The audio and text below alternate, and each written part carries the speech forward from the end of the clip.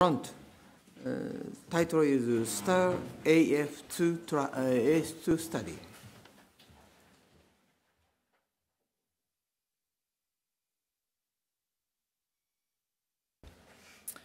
All right, well, thank you very much, and it's my great pleasure to summarize for you today the results of the optimal method and outcomes of catheter ablation of persistent AF trial, also known as the STAR AF2 trial.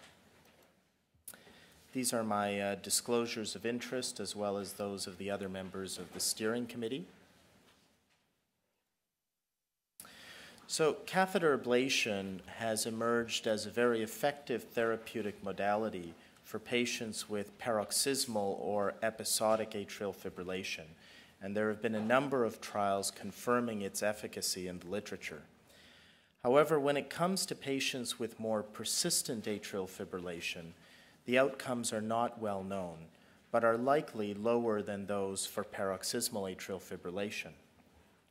More importantly, in order to improve those outcomes, guidelines have long suggested that more extensive ablation procedures are required in addition to isolating the pulmonary veins, or PVI, which is considered to be the cornerstone for these catheter ablation procedures.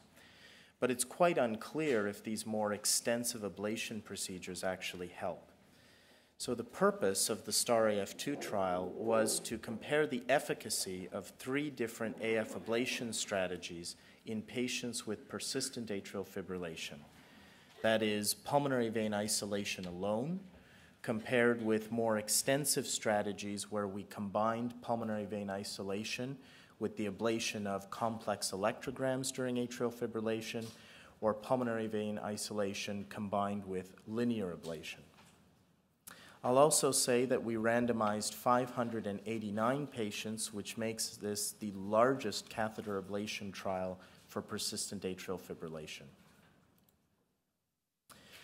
So if we look at the procedural characteristics from the trial, it's not surprising that the more extensive ablation procedures were associated with significantly longer procedure times and significantly more X-ray exposure, both for the operators and for the patients. And to put this into perspective, the more complex procedures took almost an hour longer, with about 33% more X-ray exposure for both operator and patient. And yet, in spite of these more extensive procedures taking longer, when we looked at our primary outcome, they offered absolutely no increased benefit over the more minimal pulmonary vein isolation procedures. If anything, visually, the Kaplan-Meier curve seemed to suggest that the more minimal procedure actually had a better outcome than the more extensive procedures, but I have to emphasize that there was no statistically significant difference in this study between the 3 approaches. If we look at the complications from these procedures, which has always been a question asked about catheter ablation for AF, overall, the news is good. In fact, the STAR AF2 trial reports one of the lowest complication rates of any catheter ablation trial, and this was performed at 48 centers in 12 different countries. The overall rate of cardiac perforation, for example, and the overall rate of stroke as a result of the procedure was less than 1%. However, I will draw your attention to the more extensive ablation procedures, where, given that they were taking longer, we not surprisingly saw more sedation-related complications, we saw more neurological events, and importantly, the one procedural death that we had in this trial was associated with one of the more extensive procedures. Now, all of these numbers are too small to show statistical significance, but they do give us a little bit of pause of performing more extensive procedures, especially if it's not offering any benefit for the patients. So I think the take-home points from this trial is that, number 1, this was the largest randomized trial to examine outcomes of catheter ablation in persistent atrial fibrillation.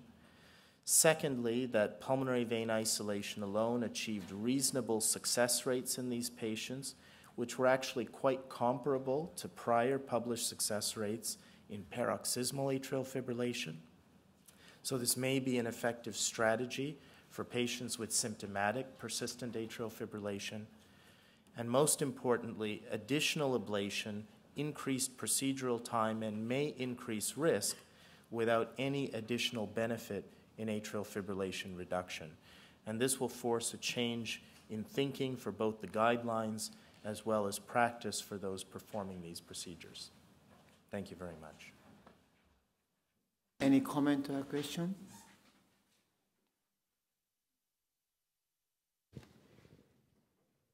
Please. Lynn Peterson with Trends in Medicine. Does this have any implications for doing the mapping that we've been looking at in AFib? So that's a very good question. In the navigation systems. Yes, so we do mapping for a variety of reasons. We do them both for the geometry in order to be able to understand where the pulmonary veins are and to accurately deploy our lesions, but we also do mapping in order to identify, for example, these complex electrograms. So I think we still will need mapping in order to perform accurate deployment of lesions around the pulmonary vein for anatomical reasons. But when we look, for example, at being able to deploy lines or map out these electrograms, these results would call that into question. So, in other words, I still think mapping systems do play a role in these procedures. Possibly. Hi. Yes. Bruce Jansen from Cardiology News. Does the lesser fluoroscopy time, is that an impressive difference to you? Well, I think that the principle of fluoroscopy is always as low as reasonably possible. So ideally, we would like to get fluoroscopy times down to 0 if we possibly could. So I think a 33% increase in fluoroscopy time is impressive and is significant both for operators and for patients. Last question.